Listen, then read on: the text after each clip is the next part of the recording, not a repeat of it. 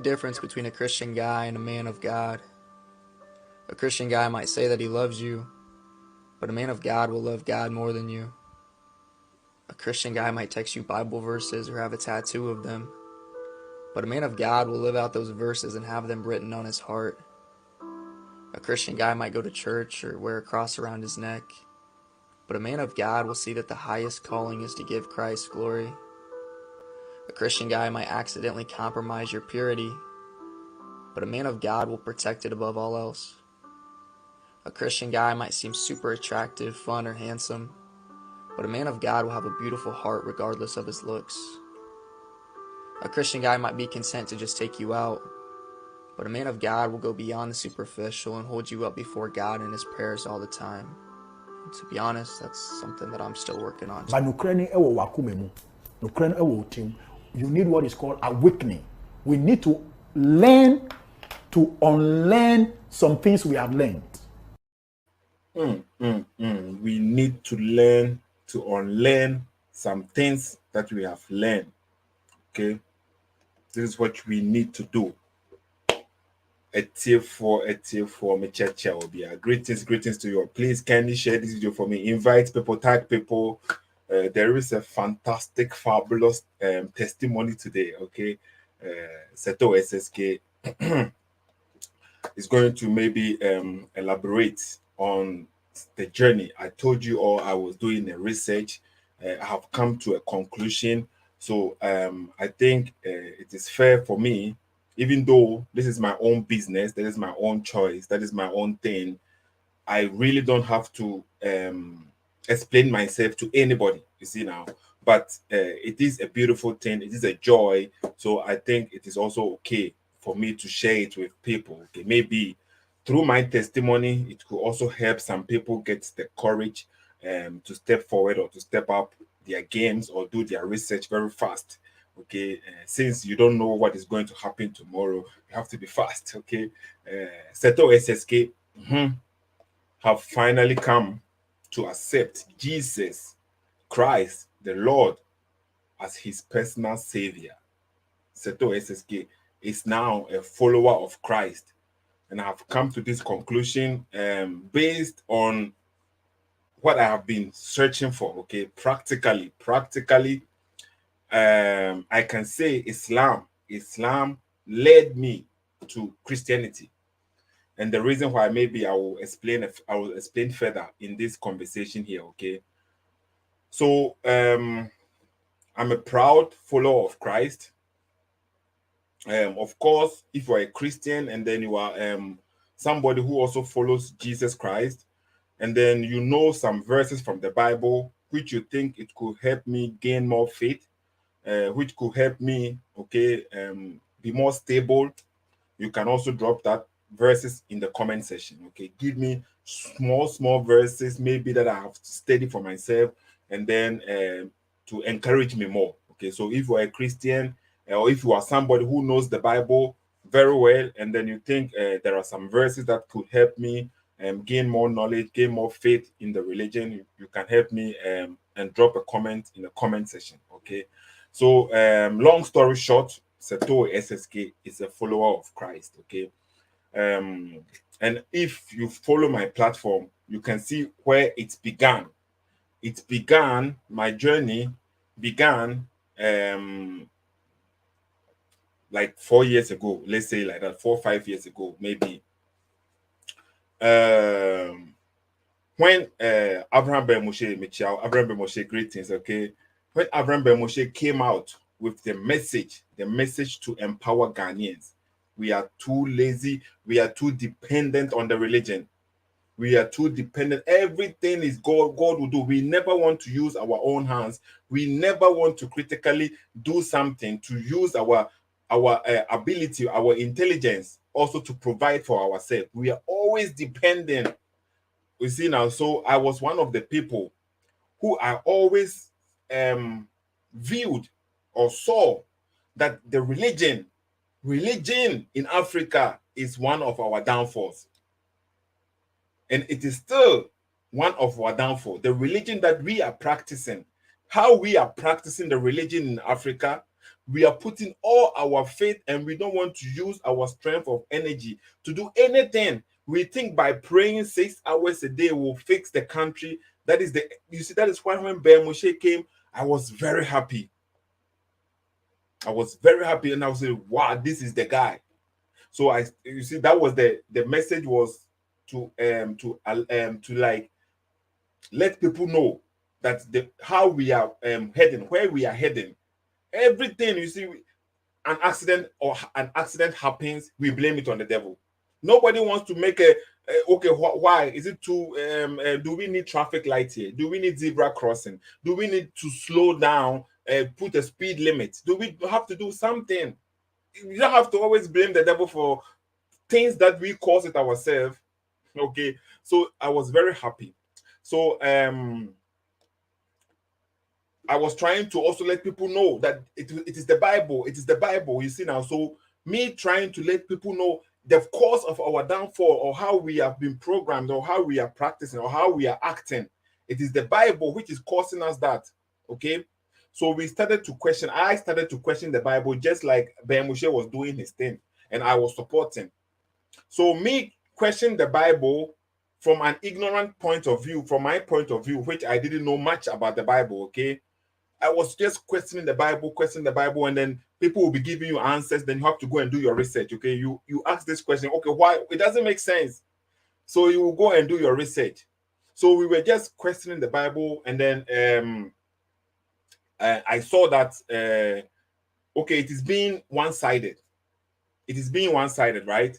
And this one Malam called Malam Imuru Alidu in Ghana, he also once like sent me a message. He said, like, Seto, why are you always questioning Christianity? Why don't you question the Quran, Islam? You see, no. So he was like, he was confident in his religion. So he sent this message, and then some people also were like, why are CSF, you see, CSF movement, why are we always questioning only the Christians? We never question the Muslims. So I decided, okay, let me check the Muslim side too, because till that time, okay, I've never touched the Quran, know nothing about Islam.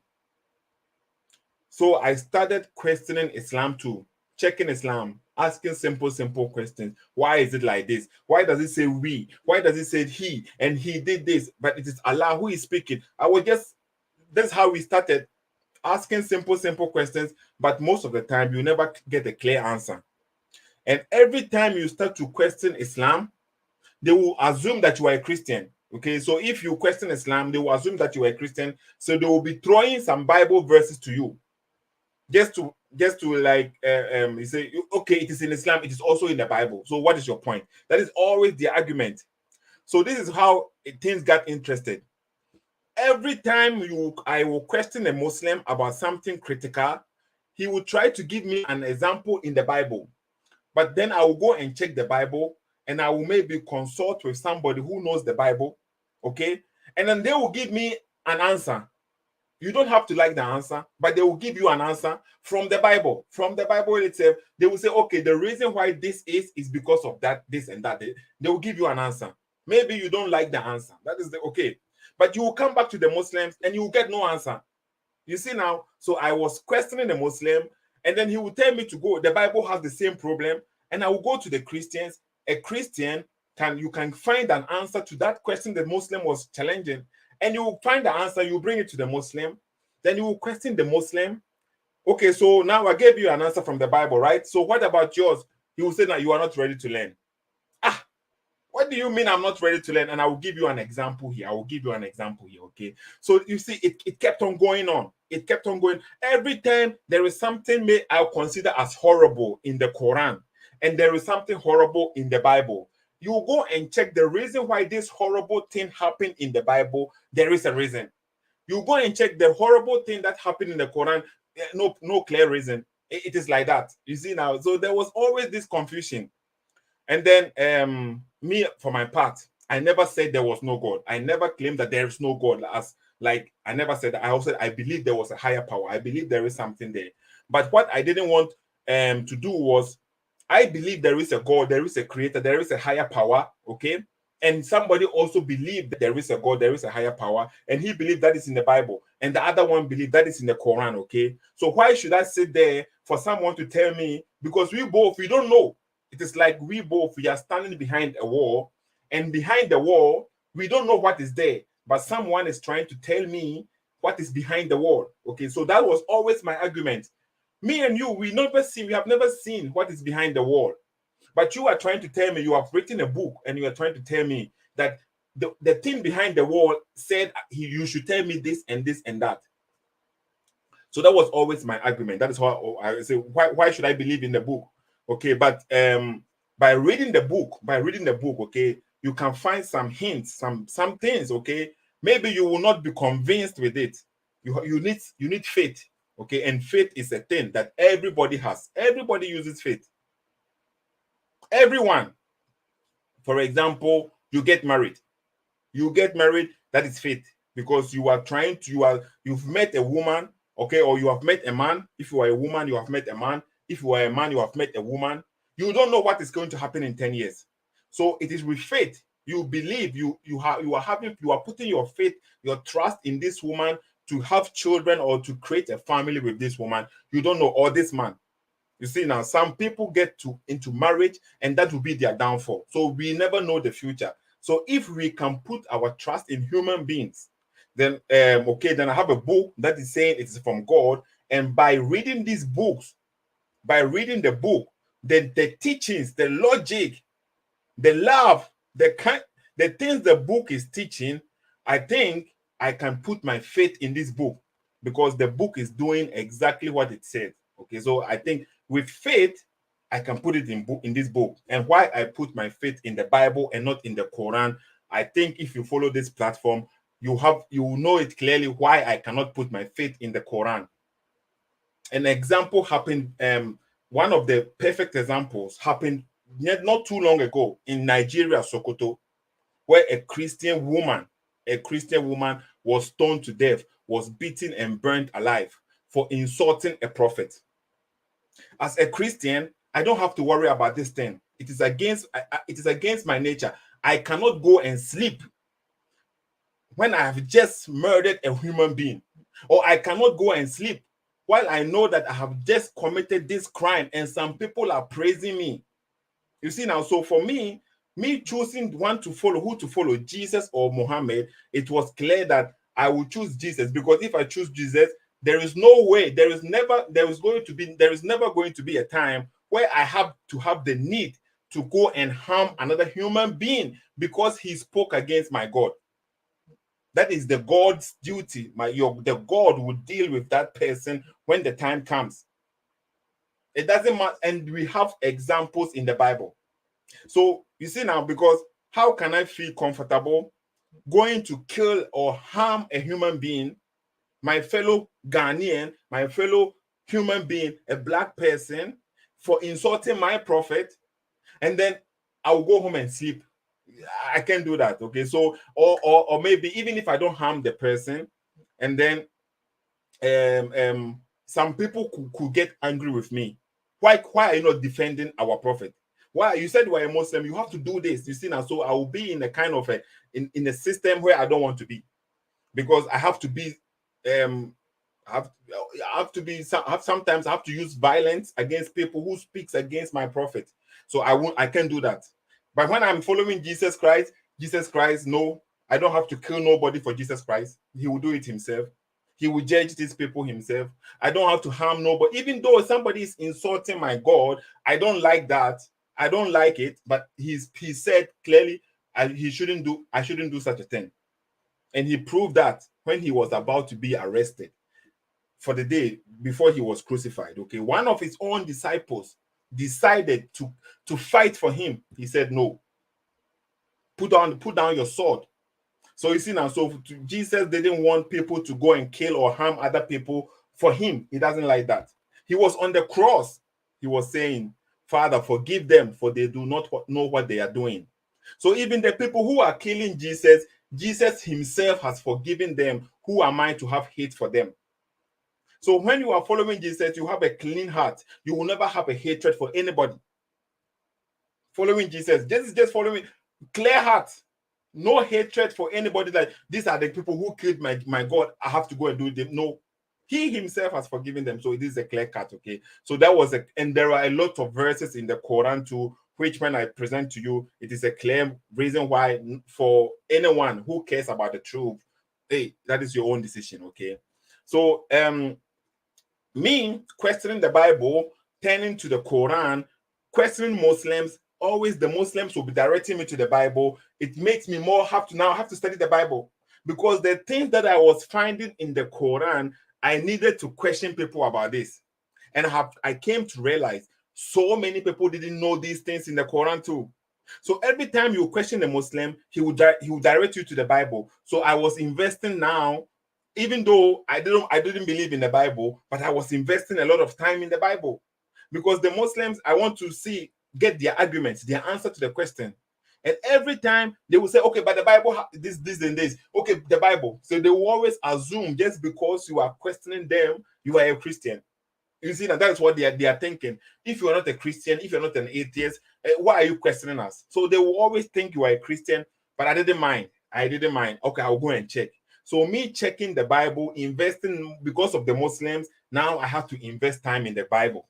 And that made me gain faith in the Bible and the teachings of Jesus. The amazing teachings of Jesus is amazing. Okay, so this is my personal thing. Now, we don't you don't have to agree with me. You don't have to follow me as a Christian too. And I mean, you don't have to become a Christian. Okay, this is my personal thing. And then you can disagree. You can say, oh, the Bible has this thing. We can dialogue about this. That is the beauty of this platform. Followers of this platform don't have to agree with me. I don't have to agree with them, but we can dialogue. Okay, so me becoming a Christian, it doesn't mean now you also have to become a Christian. But it will be good if you become a Christian, because Jesus loves you. Jesus loves you. Okay, so it will be good for you yourself, and his teachings is amazing. No, there is no better teacher than Jesus. Okay, but people have been people are ashamed of saying this, like they follow Jesus, okay, because of the way we have been programmed, because of what information that has been given to us.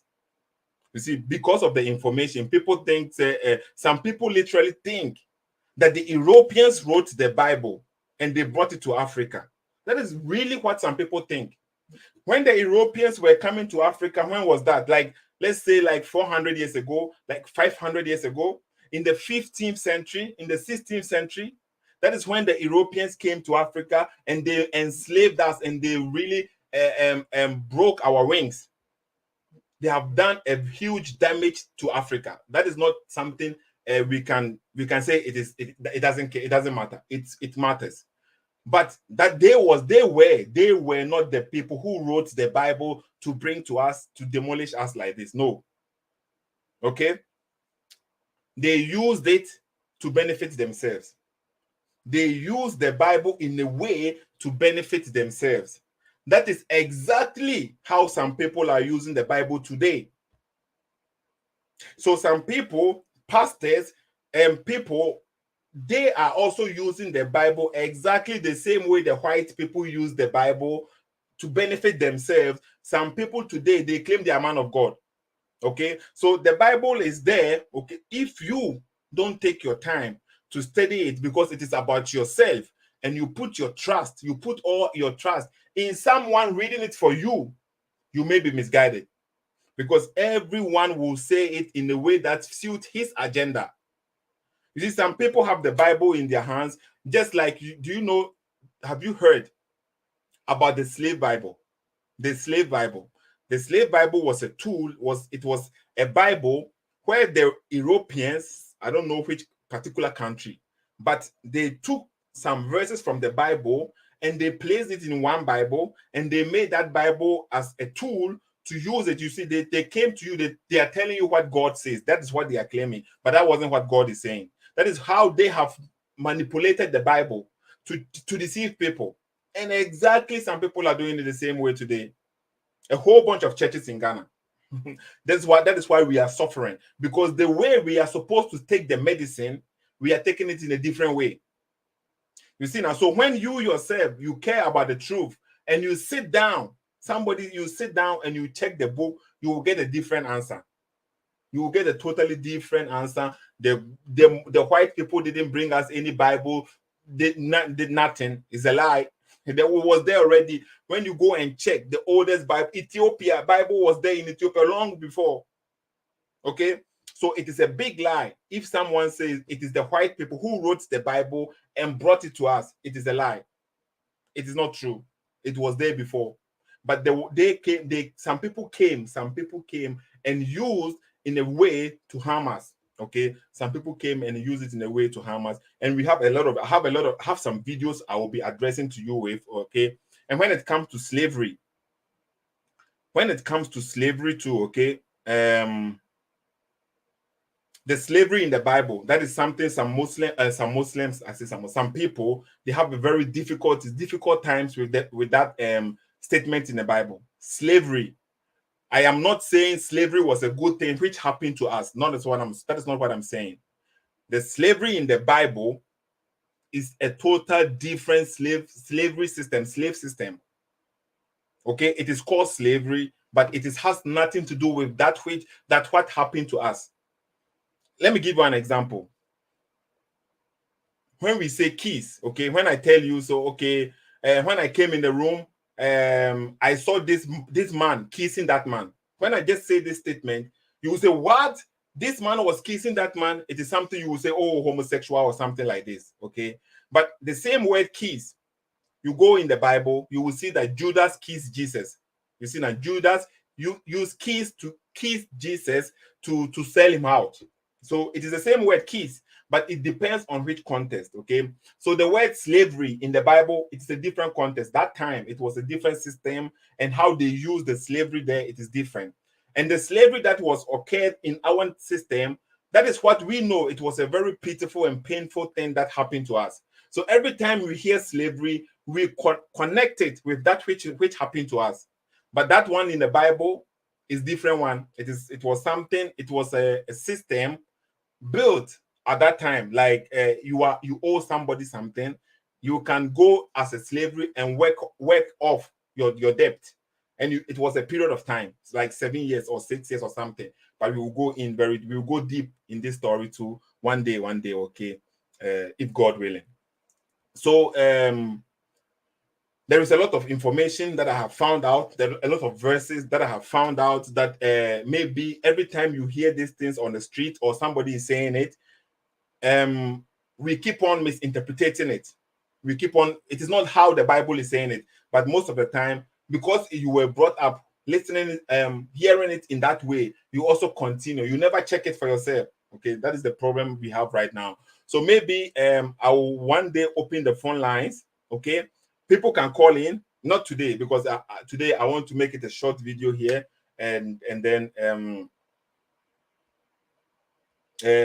want to make it a short video here, and then maybe one day I'll open the phone line, maybe tomorrow or the next day or something like this. I'll open the phone lines. People can come and join the program, and then also help me get more knowledge in Christianity, help me to strengthen my faith in Christianity, because I think many people, you see now, like I posted this video today about KSM, okay, which I was very glad. So many people commented in the video, but nobody was insulting KSM. Actually, people were on me rather, okay, which is okay, because if it is very difficult these days, you make a video about somebody, some people will think automatically you are attacking the person personally, okay, but it was I didn't want to attack him or him personally, but you see, we have to discuss about his topic. And he also said a lot of things in the conversation. So he was also so many things that he said, there are answers to it, but he is speaking from his own point of view, how he understands the thing or his logic. He's using it to judge it, and that is okay, because everybody does the same thing. You see, the information that you have, or how you were brought up, or how you were taught, you will use the same thing to judge a thing. So, but if you are sincere and somebody comes and explains it to you, you will accept it clearly, okay? You will accept it clearly. So let me just say that Seto SSK is a Christian because mainly, most of the time, when I started to question the Muslims, they send me over to Christianity. They say, but the Bible is also like this. But the Bible is also like this. So I went to the Bible. But when I was reading the Bible, okay, I came across this verse. It's about preparation. To prepare. Jesus was making this parable about preparation. You have to prepare because you don't know when the hour will come. And I was thinking about this verse. Everything that we have today, right now, if you don't prepare for tomorrow, you will suffer. We have to think ahead. Okay, right now I am sitting here as a young guy. I am preparing for my pension. I am already paying some fees. I have made an insurance for my future. When I don't know, I don't even know if I will be there. I will still be alive, but I am preparing. You see the point? So it is something that I was like, this verse, okay, when I read this verse, it is a simple verse. Everybody knows this verse when I show it to you on the screen right now. And Jesus was talking about how these 10 virgins were going to meet a bride, okay? And it was about preparation. Let me put it on the screen so that people will get in what I mean. Let me put it on the screen, okay? So if you don't prepare, because one thing is for sure, we all will die, right? It is for sure. Every one of us is going to die. And then, I'm not saying this to scare anybody. No. But that is the reality. We are all going to die one day. And we don't know what is behind us. We don't know. I don't know what is behind me. I don't know if I will come back, if somebody is there, if God is real, if Jesus is God. I don't know. But you have to prepare. You see the point? You can sit down and say you don't care. It's not your fault. He never showed himself to you. He has done it. The book is there.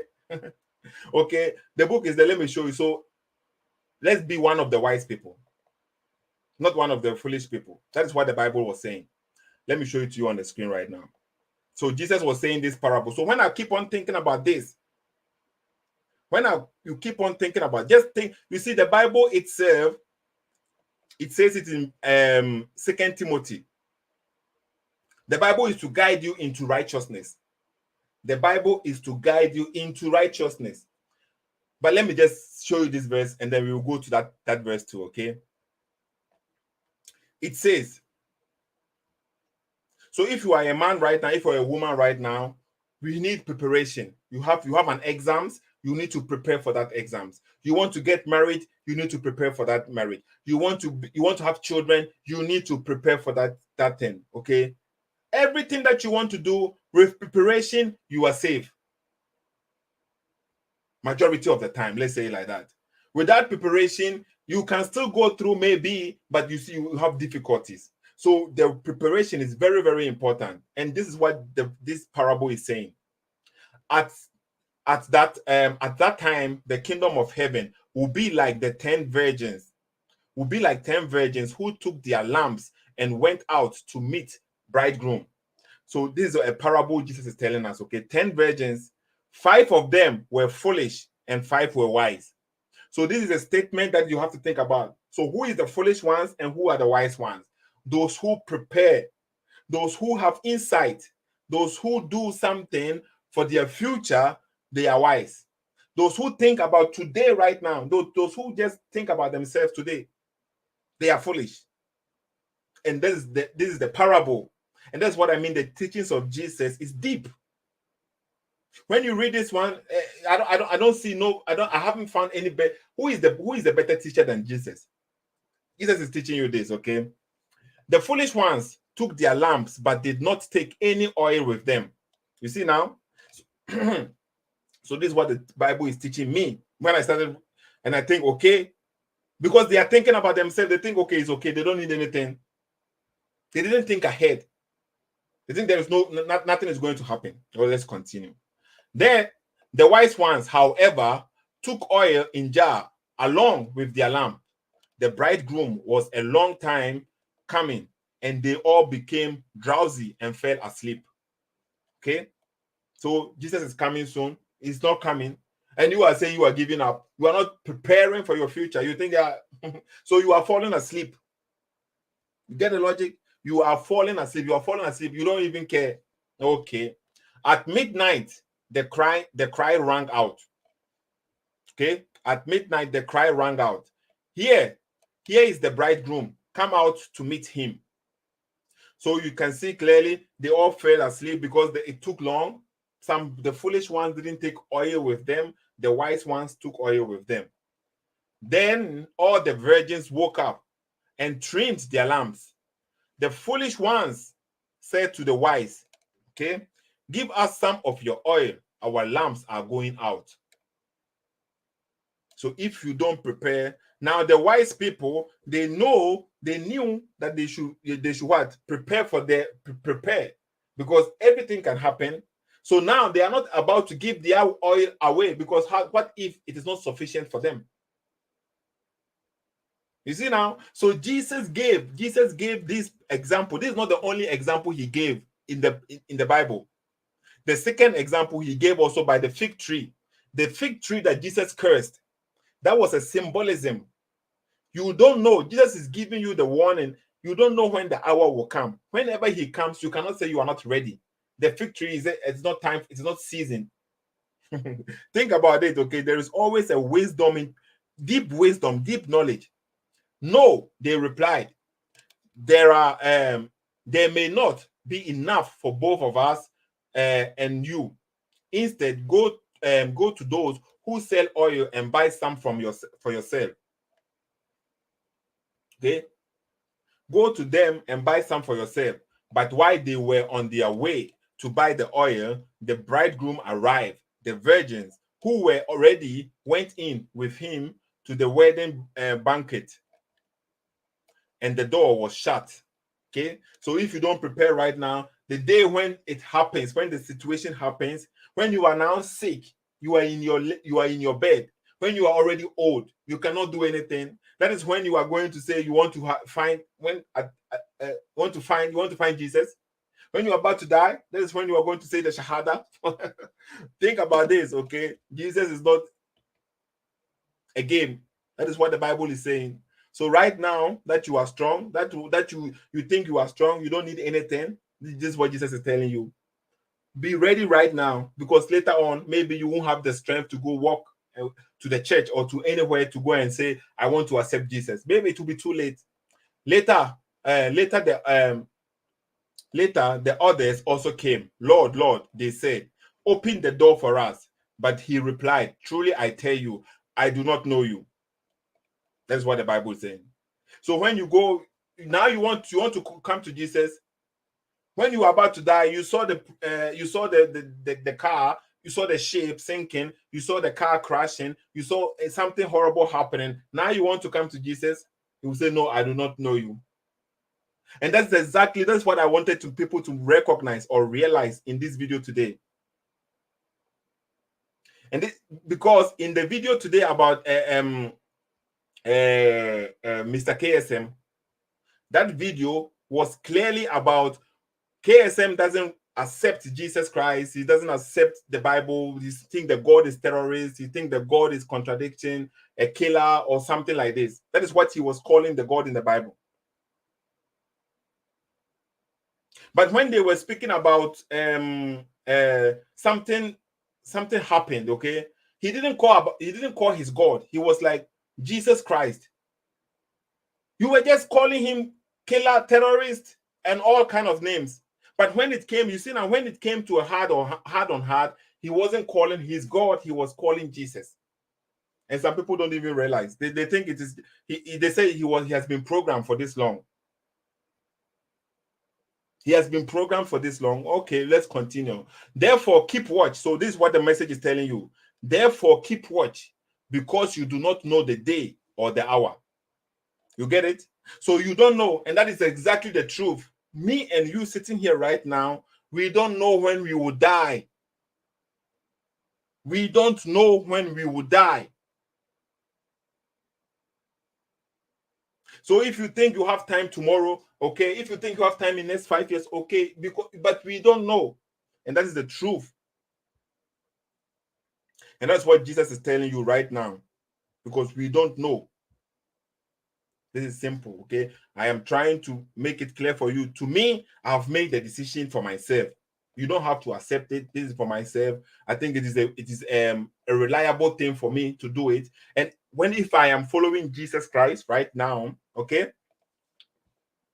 following Jesus right now, and let's say assume it is a lie. Jesus is it is a lie. It doesn't exist. Jesus doesn't exist.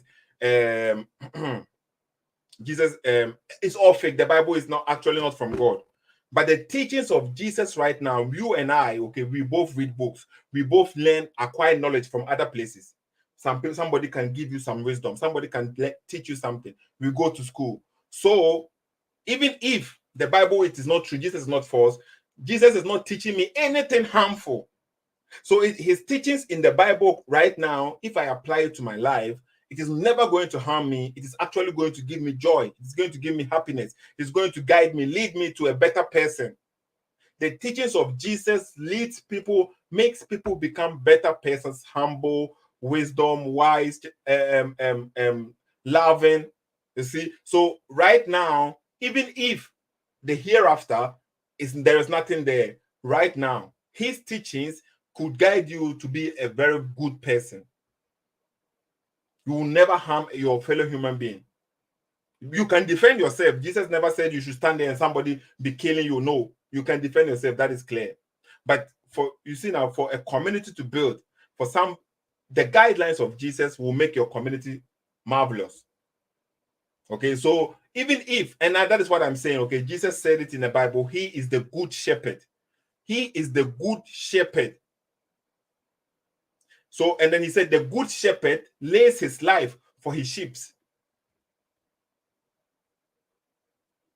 The good shepherd lays his life for the sheep. So he did it. He set an example for us. Who has said that? Who is the good shepherd? Who do you follow? Who is your shepherd? We all have shepherd. You see, everyone is a sheep. Everybody is a sheep. Just that you have not recognized. Jesus called his followers sheep, but he is the good shepherd. The one that you are following, has he claimed to be the good shepherd to you? Will he put his life for you? We see now. So this is the kind of logic that I've been using or I've been thinking about. Okay, so if me putting my faith in Jesus, according to the Bible, he has done a lot of things that I can put my faith in. Okay, and the Bible did not exist before the Quran, because how some people are saying it. Okay, it is as if the white people, the Europeans, they wrote the Bible in the 15th century, in the 16th century. So when was the Quran written? Were they written at the same time? No. Okay. The Quran is the Bible is a document that we have it in the 1st century too. In the 1st century. So it is one of the oldest documents that we have. There is no other authentic document than the Bible.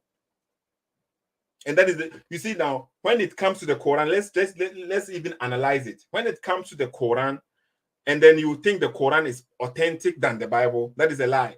Because there is nowhere you see that the Bible, at the time of the Apocrypha, okay, when they were like dividing the Bible, they were doing they were canonizing the Bible, okay. Some books went in the other books, but all these books, they are still there. You can find the books which have more books in it. You can find a Bible with more books in it. You can find a Bible with lesser books in it. So if you want to find all the books, you can find it today. You can find it today. There are other books with more books, like 70-something books, and the other ones are like 60-something books. So the books that they didn't accept in other books, you can find it today. But when it comes to Islam, Uthman burned them, all of them. He canonized the books, and then he made one copy, and he burned the rest. So how do we know that who is he? He is not even a prophet. So when he copied it and he burnt Qurans, the original script, what the Muslims, what the scribes of Prophet Muhammad wrote on this kind of sheets, or it wasn't sheets. He burnt the rest and he took only one. So how do we even know that the one that he took as nobody, he's not a prophet, and Gabriel is not guiding him? So where is it? And the one Uthman even left behind, it's not there anymore, because he never left any Quran with this diacritical marks. You see now, so the Quran itself has been into process for a long time. I say Okay, so one of the most authentic scriptures that we have today is the Old Testament and the New Testament, dating from the first century. At first century, it is there. Okay, so it was not the Europeans who wrote anything, but it is them. They use some portion for their agenda. That is true. They use some portion for their agenda. They misinterpreted it to suit their agenda, to benefit it for themselves. And we have Ghanaians doing it today. We have pastors. You go to Africa, you can find it all over the places. Okay, so that is the truth. We can go through. We can go. You can call in one day and then we can dialogue. Okay. And you can also bring a better teacher than Jesus. Maybe we can learn something. There is always room for more to learn. My brain, you see my big head, there is a lot of space there. I can learn from anywhere. We accept the truth wherever it comes from. We don't have to say I am a Christian, so we always acquire knowledge. You can always acquire knowledge. Okay, so this is not something that it has to be like, okay, this guy, he said he's a Christian, so he's my enemy. No. Jesus didn't teach. Jesus doesn't teach like this, to see people as enemies. Okay, at least not those who are not going to harm us. Even our enemies, you have to pray for them. You see now, you see the teachings of Jesus. Pray for your enemy. Pray for your enemy. One sentence with Jesus, the deep knowledge of Jesus Christ. Imagine everyone is following this sentence. Pray for your enemy. Everybody is following one sentence from Jesus. There will be no war. We don't even need borders anymore, because if you're praying for your enemy, that means there will not be no more enemy, because you are showing love for your enemy, and the enemy is showing love for his enemy, and everybody will be spread. Everything will be love. Okay, now so that is the knowledge in the Bible. That is too deep as well. Just take your time, read it, check it for yourself. You see now, if you have some, let me put that verse 2 on the screen for you to see, because the Bible has already given you the reason why the Bible is there. Okay, that is 2 Timothy chapter 3 verse number 16. 2 Timothy chapter 3 verse number 16. It says, all scriptures is breathed out by God and profitable for teaching. Okay, the scriptures is breathed out by God. It is profitable for teaching, for reproof, for correction, and for training in righteousness. So the Bible is to teach you or to train you in righteousness, not to be a criminal, not to be a slave master. So the people who took the Bible, they didn't show this verse they didn't show the people this verse. So you see now, so the Bible, a lot of people have the Bible in their hands, but it is exactly like the slave Bible, because there are verses they will never show it to nobody. They will only show verses that benefit them. You see now, so the Bible is saying, the book itself is telling you what the book is for. It is for training in righteousness. So if you read the book will guide you, make you a righteous person. It will not make you a criminal. It will not make you a lazy person. But if you apply it in a different way, in a bad way, then yes, the effect is going to also happen. And this is common thing. Okay? You are sick. You go to the doctor. The doctor gives you a medicine. The doctor tells you this medicine is going to cure your sickness. You have to take the medicine once a day. The medicine is good. It is going to cure your sickness. Take once a day, one a day. You came home and you are taking the medicine, or your mother who has forgotten. Maybe let's say she didn't study, she didn't learn, she wasn't educated. She is giving you this medicine 3 times a day, in the morning, in the afternoon, in the evening. But the doctor said you should take it once a day, but he wrote it so the woman she can't read. So this mother who actually loves his child, she thinks she's doing something good for the child. She's giving her child 3 times a day, in the morning, in the afternoon, in the evening. So this child keep on getting sick. He keep on getting sick. You see now, and it is not because the medicine is bad. It is how they are applying the medicine, how they are using the medicine. Not the medicine is the fault. It is how they are using the medicine. So if you use the medicine in the wrong way, the medicine is going to affect you. Jesus already gave us this book, or they gave in the book it says there are some people who are going to come. They are wolves, and they're going to hide themselves among the sheep. You see now? So you are already been warned. You have to open your eyes, okay? You have to open your eyes and then study for yourself. So the book itself is there to guide people into righteousness. It's not there to let people be scammers. But scammers can come and use the book to scam people, because some people are not ready to learn for themselves too. They like to hear people saying it, and that is enough for them. They depend on people. They themselves, they don't want to acquire the knowledge. They like people to say it to them. And if they like you, and they will believe what you are saying. You see now, if they like you, they will believe. Just like when it comes to Islam, when the Malam says it, it is okay. Okay, so these are the things that it makes me think, okay, I can put my trust in the Bible, because the teachings in the Bible, it is amazing. Okay, somebody was asking, so who wrote the Bible? It doesn't even matter. Imagine the book, if it is a man-made book, like this, okay, a man-made book like this, and nobody, the knowledge is deeper. You see how Christianity, or how the religion in Africa, Christianity itself in Africa, how it is right now, okay? It should have been dead a long time ago. But it's still there. I don't know why. It's still there, how people are behaving using the name of Christianity. But it's still there. It is still there. And Islam, we don't know. People are living. It's a ex-Muslim. Now I am an ex-Muslim, because according to the Muslims, you imagine how many people do we have today? Over almost 8 billion. We are 7 point something billion, almost 8 billion people. How many are Muslims? Not even half of it. Like 2 billion. 2 billion, almost 8 billion. We have like 2 billion Muslims. And you know what? Every one of us were born Muslims automatically. So I was a Muslim. Now I am an ex-Muslim. How many people online are right now are ex-Muslims? You see now, so everybody born as a Muslim. Now I am an ex-Muslim. Now I believe in Jesus Christ. He is the true God. You see that? So I can even I can call myself an ex-Muslim, and I'm not even lying. It's not that I'm making fun of anybody. That is how Muslims think. That is why when somebody become a Muslim, they say the person revert. You see now, because he was born a Muslim according to the logic of the Muslims. So if you see somebody, you can just say, hey, are you a Muslim? If he says no, oh, you are an ex-Muslim, yes. That is how the Muslims think.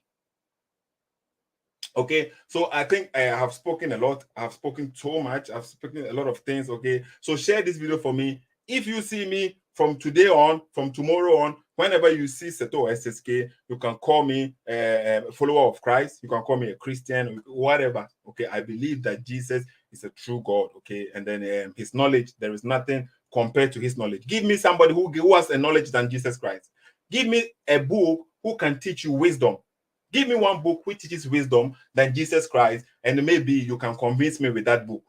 Because even when you check in the book, Jesus's own mouth, okay, Jesus said, I am the light. 600 years later, Allah came, and Allah is copying what Jesus is saying. Allah said he is the light. You see now, so even the God in Islam is taken from Jesus, his attribute. Just give me a book, somebody with a knowledge that, give me something, okay? Give me a book that I can depend on it. Like I can depend on the Bible right now, or I can depend on Jesus right now. Jesus said he is the truth. You see now, he is the truth. Allah is saying he is the truth too. 600 years later. That is the proof now. The one who said it first is the one has more credibility. Jesus said he is the way. Allah came, he said Allah is the path. So why should I leave Jesus to go and follow another one? That is the point here. Okay, so we have someone, the one who made the original statement. He is saying, I am. This in the Quran, Allah never said even I am the truth. He said Allah is the truth. It says Allah is the truth. Allah is the path, or something like this. Allah never claimed for himself that I am. Okay, but Jesus was able to point to himself that I am the truth. I am the way. I am the life. That means he gives life. You see, if Jesus is the life, he gives life. Okay, that is, and he made it this statement way before the Quran came. So it is clear for me that if I have any option, why would I pick the one who is imitating somebody over the one who said it himself? Why would I do that? Okay, so I have a good reason to believe more in Jesus than to believe the one who came 600 years later and then what repeated what Jesus said. So let me just give you one verse from the Quran to prove to people one main reason why. There are a lot of verses in the Quran which, if you are sincere to yourself, it will make you reject Islam immediately. If you are sincere to it, if you care about the truth, if you are not programmed, okay, to make you leave Islam immediately. But I will just give you one for today, and then it will speak for itself, okay, according to the Quran, not according to me. And this verse is in Quran chapter 2, verse 178. Okay, it says, "Oh, you who believe," that Allah is speaking to the Muslim, those who believe in Allah, "retaliation for the murdered is ordained upon you. The free for the free, the slave for the slave, and the female for the female." Okay, so according to this verse, let's stay here for a while, for a moment. And this is one of the reasons why I cannot depend on Quran. Because what this verse here is telling us, if you read this verse and you don't understand what does this verse mean, what this verse is trying to tell you is Prophet Muhammad said Allah, the Almighty God, the creator of this universe, gave him this verse. He sent Angel Gabriel, and then Angel Gabriel came to tell him, and they wrote it down. And what this verse is saying, if somebody, a free man, a free for the free, it means if a free person kills a free person, you kill that free person. That is fair, right? If I kill a free person who is not a slave, that means if I kill somebody who is not a slave, I am to be killed. Okay, fine. But if I kill a slave, if I kill your slave, let's say Sheikh Hafiz Buhari is on the line right now. Okay, greetings, Sheikh Hafiz Buhari. He is a Muslim, so they are allowed to have captives. According to Islam, when the Muslim, they are allowed to own slaves. Okay, they are allowed to own captive. And one point is that Prophet Muhammad himself owned black slaves. So how can I, as a black man, follow somebody who used to own black slaves? Jesus never owned even a single slave. So this verse is telling you, if you kill a slave, then if I kill your slave, then you have to kill my slave. You can't kill me. Because I killed your slave, you have to kill my slave. You see, so my innocent slave who never did anything, because I was the one that killed your slave, you have to kill my slave. What kind of God will do such a thing? Where is the justice here? The slave has done nothing wrong. I was the one that killed your slave, but I am a free man. So if I kill your slave, you kill my slave. And look at it, it gets horrible. If I kill your female, then you kill my female. So the female for the female. If I kill your female, then my female, if I kill your wife, let's say like that, let's make a point, okay? If I kill your wife, then you have to come and kill my wife too. But my wife did nothing. And what about me? The one that... So when I read this verse in the Quran, and they say it is from God, I was like, what? You see, when the Bible was giving the law for eye for an eye, Moses gave this law, the eye for an eye. The Quran was trying to copy that, but he totally missed it. And this is what he brought out. And I'm not going to speak too long, okay, because I know Muslims are here and they know it for themselves. You can check the Asbab Nuzul. You can check the Tafsir. All the Tafsirs, it says it. All the Tafsir, it says there. When I say Tafsir, in case you are new here, okay, the Muslims have some book commentary that explains their Quran for them. And we can check the Tafsir because I don't want to spend too much time here. Okay, my time is up. This verse was revealed from Allah to Muhammad, Prophet Muhammad. And then later on, because he saw the mistake in this verse, so Allah abrogated it. Allah took it off. What happened? What kind of God will send a law? This is a law. He sent the law for the Muslims. And then within Prophet Muhammad, how long was he a prophet? It is not like 100 years later and another prophet is coming. And then because the time has changed, so he's bringing a new law. You see now, because it can happen at the time of Moses, maybe 700,000 years later, Jesus is coming. Things have changed. So it could be said there are some new laws down, and I said there are some things that it could change. But this is the same prophet, the same year, the same time. You know, Allah sent this law for him. You can kill the slave for the slave, the female for the female, and the woman, free man for the free man. And Allah changed his mind. What is this? So when I see that this can be from God, because he saw the mistake in it. Now he has to change it quickly before people accuse me of anything. Okay, I didn't want to do this, but let me just put it on the screen and then let's end the conversation here. Okay, let me show you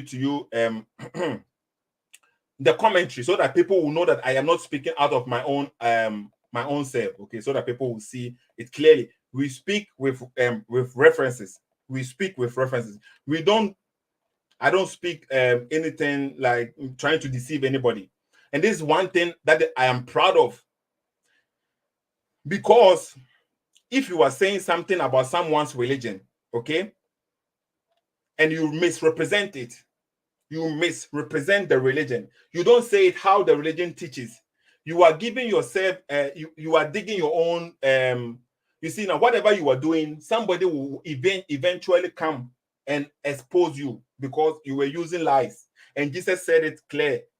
Jesus said it clear. Don't build your foundation on lies in the Bible. Okay, Jesus teaches don't build your foundation on lies, because when it rains, he used certain words I've forgotten. I can't say it right now. I don't want to misquote my Lord and Savior Jesus Christ right now. Okay, so Quran chapter 2 verse 178, it says here, not for me, from the Muslims themselves. Okay, oh ye who believe, retaliation is prescribed. This is a prescription for you in the matter of the murder one, the free man for the free man. Okay, a free man who premeditatedly kills another free man. So if a free man kills a free man, we kill the free man. And the slave for the slave. That means if I kill your slave, if a free man kills a slave, okay, if a free man kills a slave, then you have to kill the free man's slave too. Okay, that is what the verse is saying. A slave who premeditated kills another. Okay, the female for the female, a female who premeditated kills another. But listen, this verse, okay, this verse was revealed regarding two Arabs clan, but it's abrogated by the verse life for a life. So you see now, so the verse has been abrogated for a life for a life. And what is a life for a life? What is the difference between the life for a life and what this verse is saying? Even if they have written it, a female for the female, a female who premeditatedly kills another. What is the difference between this statement and this statement? You get a point? A life for a life is the one who kills will also get killed, which is Quran chapter 5 verse 100, Quran chapter 5 verse 45. So this verse that is talking about the two Arab clans, okay, we can go in further so that people will understand, because how they have translated it here, you would think a female who premeditated, you know how to pronounce this word, okay, kills another. So you would think it is the female who kills somebody, that the female should be killed, because that is how they have translated it here. If that was the case, then that would be a life for a life, right? If that was the case, then it would be life for a life. That it wouldn't need abrogation, but it is not like that. And the reason why it's here, let me show you to Asbab Nuzul. Okay, Asbab Nuzul is called is the cause of the revelation, according to the Muslims, not according to me. The reason why this revelation came was because of this, and this is why I said it's not. Oh, you who believe, retaliation is prescribed for you in the matter of the murder. Okay, fighting took place between two Arabs. One tribe had more power than the other. Therefore, they said, for every slave of ours that you killed, we will kill a free man of yours. Did you hear that? So for every slave that you killed, we will kill a free man of yours. And for every woman of ours, a man of yours. And this verse was revealed. So you see now, so if they killed a free man, they will kill, if they kill a slave, they will kill their free man because they were strong. So Allah revealed it, and Allah is saying, no. If they kill your slave, kill their slave. If they kill your free man, then kill the free man. If they kill your woman, kill their woman. Don't kill a woman for a man. It's not possible. That is why the verse came.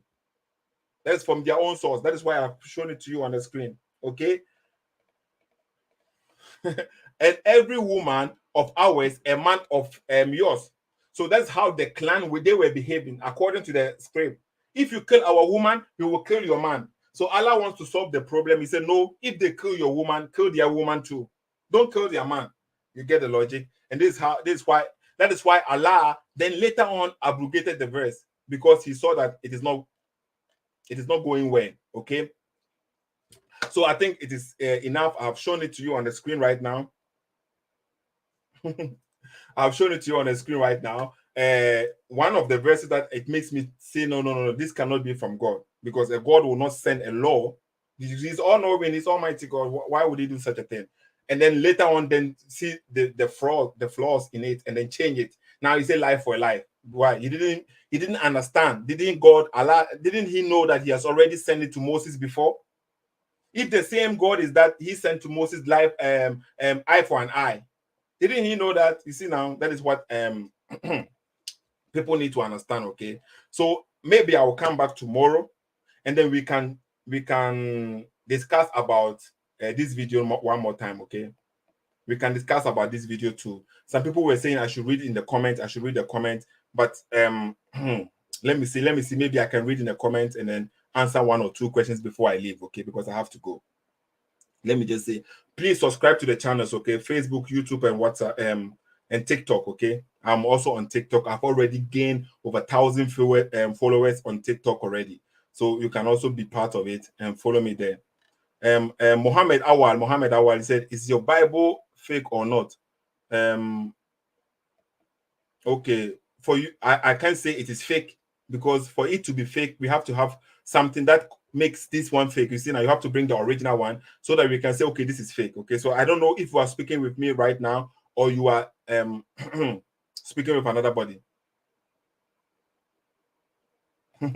Tumpiwale says, we know what to do already without Jesus. So far, we know what is good and bad. Okay, it is true. It's not actually true. You don't know what is good and what is bad. Okay, you don't actually know, because what is good for you, it may not be good for somebody else. So the truth that you have is truth. How do I say it? Your truth could be falsehood for somebody else. And let's take it for an example. Okay, slavery was a good thing. Slavery for the white people who came to Africa and enslaved us. Okay, for them it was good. They have no problem. So are you going to say it is bad? To them it was good. For you it was bad. But they had the power over you. So who is going to determine what is good and what is bad? The Bible. The Bible is going to teach you that no, slavery was bad. Okay, the Bible says, if anyone, okay, let me check the verse, Exodus, okay. If any man takes a man and sell something like this, okay, let me see, because let me see if I can find the verse. If I can find the verse, Exodus. I've forgotten this verse.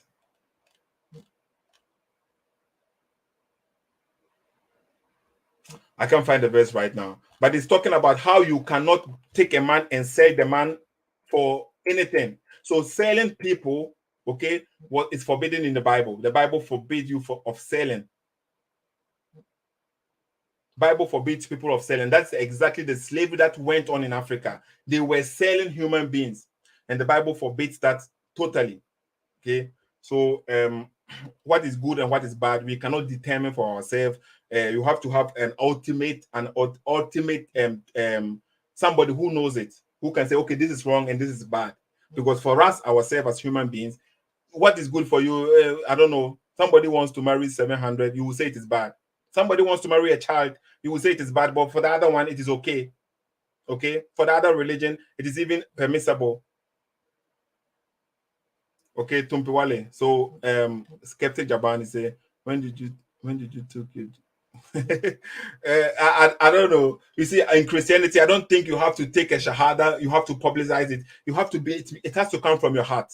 You yourself, okay, because it is for yourself. So you have to You have to, it has to come from your heart. You have to believe it, that you do it. You can do it with you. I don't know, you can do it with yourself, or you can say it to God. You can pray to God. Jesus is God. He can hear you. Okay. And then he will accept it. So I don't think it is, but I think I have to go and baptize. But I have to find a church before I can go and baptize. So that is it, okay? Somebody's also asking, is Jesus God or Son of God? He's both. He's God, he's Son of God, okay? But he's both. And he's God, okay?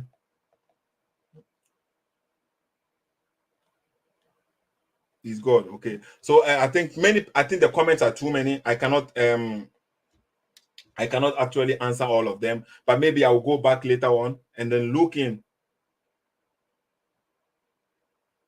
I can come on. I can go on later. I can.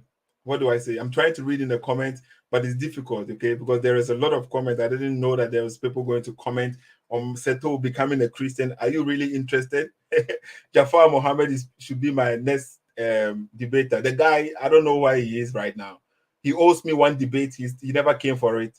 Okay. Okay. Seto SSK. I will just end the conversation here. I'm thankful. If you see now, this is not a bad thing, right? I'm not saying say I have become somebody. I have not become Boko Haram, right? I have not become something which is going to harm the community.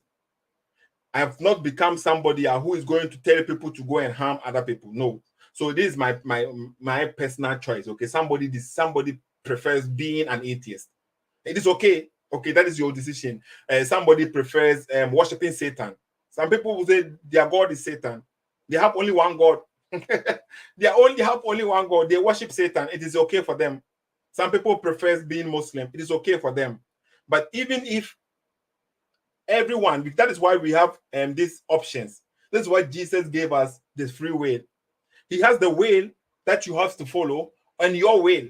You can choose your will, or you can choose his will and follow his will and be guided. But at the end of the day, if it comes to the judgment, now you cannot say, hey, why are you going to judge me? Because he gave you your will to choose. Okay, so you chose the will that you want to do. And then now you did it, and then that is the punishment. And people don't even understand the love. They don't understand love. And KSM in the interview, he does not understand love. He think love, he said he is God. He said, my God is a unconditional love. What does that mean? Do you unconditionally love your wife? Are you telling me KSM or this? You see, we love our children, but still we punish them. There is consequence for things, for actions. Just because you love somebody doesn't mean you don't punish the person. I love my wife. I will say I will do everything for my wife, but I cannot say I unconditionally love my wife. So when I come home and I see my wife sleeping with other guys, I'll say I love my wife. It is okay. Nothing wrong. I put my money there. My wife takes it and buy and other things online. Not unconditional love. There is nothing like this. So KSM, you see, they say words that they haven't thought of it. Sometimes I don't understand. They think because they're using unconditional love. What does that even mean? This is like Allah saying that when you come to the heaven, you can ask whatever you want. You see, this is a very interesting statement. You can wish for whatever you want. That is what Allah is promising. So what if somebody wishes that Allah should die? Now you cannot wish that. So that statement was wrong then, because you said you can wish whatever. So what if somebody wishes to marry Muhammad in heaven? Would that be possible? If you say no, so why are you giving them this? Why are you giving people this option? You see the logic here. So sometimes the way now we give people, you say unconditional. My God is unconditional love. There is nothing like unconditional. A good God will punish you. There is a reward and there is punishment. Okay, whatever you do, you will get your reward for it, and whatever you do, there is a consequence. You cannot go to school, say I love my child, so I won't take my child to school, because they will whip him. Is that love? You love your child, so you won't punish your child. You won't let him work. Every time your child is sleeping, you'll be feeding your child. You're giving him money. He doesn't have to do anything. That is love. You think that is love? That is not love. Okay, you have love. You push your child to go out, do something, work for himself, because you yourself, you will not be there always. So that is my guy, Munya Steady. Seto SSK, okay? Share this video for me. Invite people, okay? You can tag anybody. I am a proud follower of Christ right now, okay? Because the knowledge, as I'm saying, okay, if you read the Bible and then you are not reading it, you can read it to question it, but read it too and then start to thinking. Every verse that you read, just think about it. Especially from when you read it, the Gospels, read it and check the wisdom. Tell me something Jesus said which it's not wisdom. Just bring something for me, and then we can analyze this or we can talk about this, okay? Victor says, Seto, your teaching fit the Independent Fundamental Baptist Church. Visit them. Okay, I don't know. As I'm saying, you see now, I was born in a Christian household, but I cannot say I was a Christian because I knew nothing. I knew nothing. I was just somebody who used to go to church. I knew nothing. You asked me, I was going to church. Nothing. And I was even, I was even fighting going to church. I didn't want to go to church, but I stayed at home. When you live with your parents as a kid, as a child, to a certain age, you cannot decide. You cannot say, well, you don't want to go. Well, we are sick, that's all. You see, now you have to go after church. You and so when you were sick. So I had to go. So like when I to a certain age, then I said no, I don't want to go again because I'm independent, and nobody forced me. But right now, no, the knowledge that I have acquired, I have learned from the Bible for myself. Okay, this of you see, Tumpiwali said being a Christian doesn't mean you are a good person. You see that being a Christian, the Christian is like you say you can use your word. You can say you are. Somebody can say I'm a pastor, but he's a rapist. He's doing bad things. A Christian is the true Christian is the follower of Jesus Christ. And if you follow Jesus Christ, then you are a good person. You will be a good person. If you claim to be a Christian, then it doesn't mean you are a good person. Because somebody can come and tell you, I'm a pastor. He's holding the Bible, but he is a drug dealer. It is not Jesus who is teaching him to be a drug dealer. It is he himself, and he's just using the name of Jesus to cover up. Just like Prophet Muhammad came, he used Jesus, attached himself to Jesus. Without Jesus, many things will not work. You see now, so if Prophet Muhammad came and didn't have Jesus and these things in the Quran, and only Muhammad, nobody will look there. So people use the name Jesus. It sells. It helps people. Okay, so not just calling myself a Christian will not mean I'm a good person. You can go in the church right now. You can find a lot of bad people sitting there. And that is why KSM is even left the church. Because some people, they judge Christianity based on what they see people do. They don't judge Christianity based on the teachings of Jesus Christ. No, what the pastors are doing, what some people are doing on the streets, what some people are claiming they are Christians, they are doing, that is what some people use to judge Christianity. They don't judge Christianity based on the teachings of Jesus Christ. They don't do so. So when they come and question you, and now you say Jesus didn't say that, now they are surprised because all their thinking is or their criticism is based on what the church is doing. It's based on what some pastors are doing. It's based on what some members are doing, not on the teachings of Jesus Christ. But there are hypocrites. There are a lot of hypocrites. People who claim, say, I'm a Christian, but there is nothing there. Just like the Muslims we have today, okay? They claim they are Muslims, but they are not practicing what Prophet Muhammad practiced at this time, okay? They are taking Christians as friends, okay? And we thank God for that. We thank Jesus that the Muslims today, they are not hardcore Muslims. They are taking Jesus and Christians as friends, okay? Some even marry with Christians, and that is a good thing. Okay, so I'll just end the conversation here. I think it's okay. Some people are calling, but I don't want to pick any phone calls today. Okay, maybe I'll come back tomorrow and then is it God is terrorist, not Christian? Yeah. KSM, he never said Christians are terrorists. He said God. He said God is the God in the Bible. At least that is what he thinks, the God in the Bible. And I will make a video and I will give him all the answers. Everything that he said about the Bible, there is answer to it. And that is his misunderstanding. That is what you have to take it serious, because God punished people in the Bible to prove to you that there is punishment. You won't go for free. There are some people, God, he gave people like like 400 years. He said, I'm giving these people 4 generations, 400 years for them. And their generations, they didn't change, and the punishment came upon them. Okay, so the God in the Bible, he is consistent. He punishes. He gives you time to repent. He gives you time to repent, and there's going to be a time the punishment will come. Settle SSK, okay. So I will just end the conversation here, and I appreciate everybody joining me, okay, joining here and then share this video. So if anybody, okay, fragrance Dracani, okay, as a Christian right now, I have forgiven you your sins, okay. Fragrance, I have forgiven you, okay. So if I am live and you want to call, you can call in, because you see now, as accepting Jesus Christ, my heart is going to by the will of God, okay, going to be clean, and I hope so that I can maintain my faith in Jesus Christ, because there is no better teacher than Jesus. Okay, Seto SSK. I will just end the conversation here. Thanks for coming, and kindly share this video for us. Okay, subscribe to all the channels: Seto SSK, Facebook, YouTube, and TikTok. Thank you. Bye bye. Okay. Difference Bye between bye. a Christian guy and a man of God. A Christian guy might say that he loves you, but a man of God will love God more than you. A Christian guy might text you Bible verses or have a tattoo of them, but a man of God will live out those verses and have them written on his heart. A Christian guy might go to church or wear a cross around his neck, but a man of God will see that the highest calling is to give Christ glory. A Christian guy might accidentally compromise your purity, but a man of God will protect it above all else. A Christian guy might seem super attractive, fun, or handsome, but a man of God will have a beautiful heart regardless of his looks.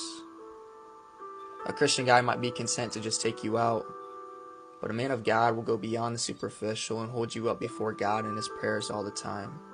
And to be honest, that's something that I'm still working on to this day.